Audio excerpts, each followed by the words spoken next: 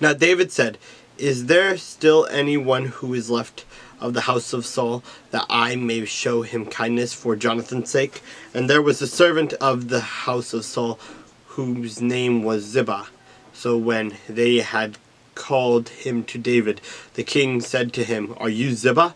He said, "At your service." And the king said, "Is there not still someone of the house of Saul to whom I may show the kindness of God?" And Ziba said to the king, "There is still a son of Jonathan who is lame in his feet."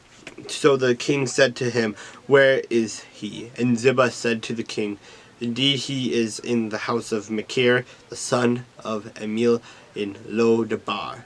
Then King David sent and brought him out of the house of Machir, the son of Amiel, from Lo-debar. Now when Mephibosheth, the son of Jonathan, the son of Saul, had come to David, he fell on his face and prostrated himself. Then David said, "Mephibosheth." And he answered, "Here is your servant." So David said to him, "Do not fear, for I will surely show you kindness for Jonathan your father's sake, and will restore you all the land of Saul your grandfather, and you shall eat bread at my table continually." Then he bowed himself and said, "What is your servant that you should look upon such a dead dog as I?"